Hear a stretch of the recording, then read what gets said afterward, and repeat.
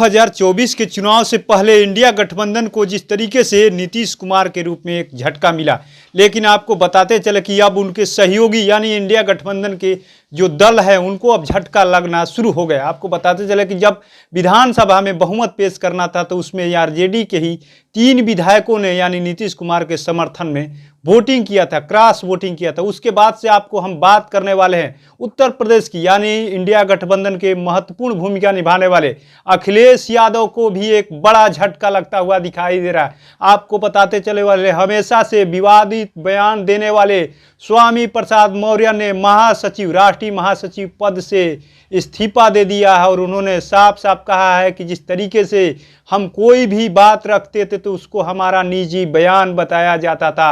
उन्होंने बाकायदा एक लेटर जारी किया और ये तब बातें हुई जब यानी राज्यसभा से समाजवादी पार्टी ने मंगलवार को 3 उम्मीदवारों को जब इन्होंने नामांकन दाखिल किया, उसके बाद से पूरा का पूरा मामला उजागर कर गया है। और कहा यह भी जा रहा है, सूत्रों के हवाले से ये भी कहा जा रहा है कि स्वामी प्रसाद मौर्य राज्यसभा जाना चाहते थे, लेकिन हम इसकी पुष्टि नहीं करते। लेकिन खबर ये है तक ये कि लगातार जो है स्वामी प्रसाद मौर्य के बयान जिस तरीके से दे रहे थे, रामचरितमानस की लेकर के तमाम धर्मों को लेकर के जिस तरीके का उनका बयान आता था, कहीं ना कहीं पार्टी के अंदर भी कई नेता उनसे नाराज थे। लेकिन अंततः स्वामी प्रसाद मौर्य ने अपने पद से इस्तीफा यानी दे दिया है, एक लेटर जारी किया। हम उस लेटर को भी आपसे साझा करेंगे। लेकिन आपको बताते चले कि अखिलेश यादव को दूसरा भी झटका लगा है, यानी स्वामी प्रसाद मौर्य के बाद से पल्लवी पटेल यानी सोनेलाल पटेल की जो बेटी है अनुप्रिया पटेल, उनकी बहन पल्लवी पटेल अखिलेश यादव के साथ है। कमेरावादी दल जो है कृष्णा पटेल का, उनके यानी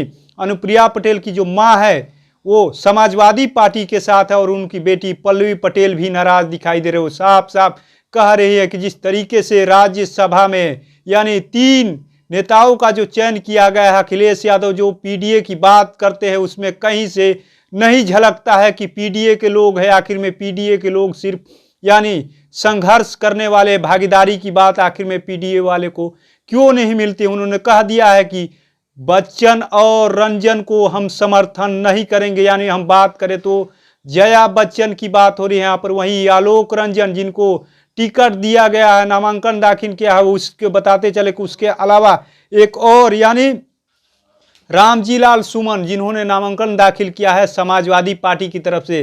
कहा जा रहा था कि 3 जो है यानी 3 नेता जो है राज्यसभा जा सकते हैं और वो आसानी से जाएंगे, लेकिन अब मुश्किलें कहीं ना कहीं बढ़ती हुई अखिलेश यादव की नजर आ रही है, क्योंकि राज्यसभा का नामांकन के बाद से ही पूरा का पूरा मामला उभर के आया है। स्वामी प्रसाद मौर्य नाराज हो गए, उसके अलावा पल्लवी पटेल जो अनुप्रिया पटेल की बहन समाजवादी पार्टी के सिंबल पर कौशाम्बी के सिराथू से चुनाव जीत कर आई थी, वो भी नाराज हो गई। और सूत्रों से ये भी पता चला है कि कृष्णा पटेल जो उनकी मां है उनको राज्यसभा भेजना चाहती थी, लेकिन अंततः उनको नहीं भेजा गया। इस वजह से वो नाराज हो गई और लगातार जो उन्होंने साफ साफ कहा है कि अखिलेश यादव पीडीए की लड़ाई को बच्चन या रंजन की बताने की कोशिश कर रहे हैं तो उनके हम साथ नहीं हैं। साथ ही उन्होंने कहा कि ये कोई फिल्मी लड़ाई नहीं है, गांव गरीब पिछड़ा और अल्पसंख्यक की लड़ाई है। अगर उनके हक और अधिकार से यानी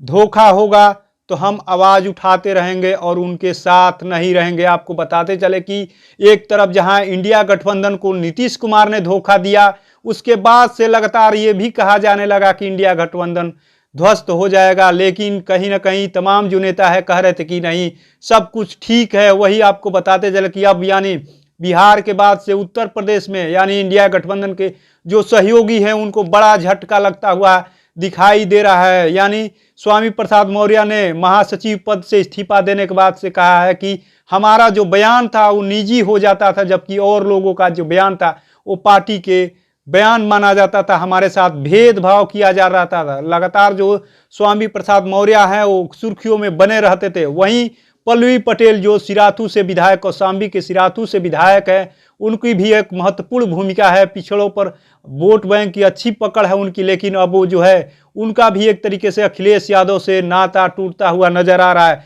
अब देखने वाली बात है चुनाव से पहले जिस तरीके से जयंत चौधरी ने चौधरी चरण सिंह को भारत रत्न देने के बाद से उन्होंने भी एक तरीके से पल्ला झाड़ लिया है, तो क्या ये दोनों नेता अब किधर जाते हैं आने वाले समय में देखना बड़ा दिलचस्प होगा। लेकिन ये खबर बड़ी है कि इंडिया गठबंधन के जो सहयोगी है अब उनको भी झटका लगना शुरू हो रहा है। और लगातार जो कहा जा रहा है कि जिस तरीके से पल्लवी पटेल ने तो साफ साफ कह दिया कि पीडीए की बात करने वाले आखिर में पीडीए को हक क्यों नहीं दिलाते हैं। आखिर में जो बात करते हैं अखिलेश यादव की पीडीए की लड़ाई को रंजन और बच्चन की लड़ाई बनाएंगे तो हम उनके साथ नहीं हैं। अब देखना दिलचस्प होगा कि अगला जो कदम होगा पल्लवी पटेल और स्वामी प्रसाद मौर्य का किधर की तरफ होता है, कब वो पार्टी से किनारा तोड़ते हैं। हालांकि उन्होंने साफ साफ ऐलान कर दिया है पल्लवी पटेल ने कि हम इन तीनों लोगों को यानी बच्चन और रंजन की जो बात कर रहे हैं उनको हम अपना वोट नहीं देंगे। अब देखना दिलचस्प होगा कि तीन जो लोगों का नामांकन दाखिल किया गया है समाजवादी पार्टी की तरफ से, उनको किस तरीके से अखिलेश यादव राज्यसभा भेज पाते हैं।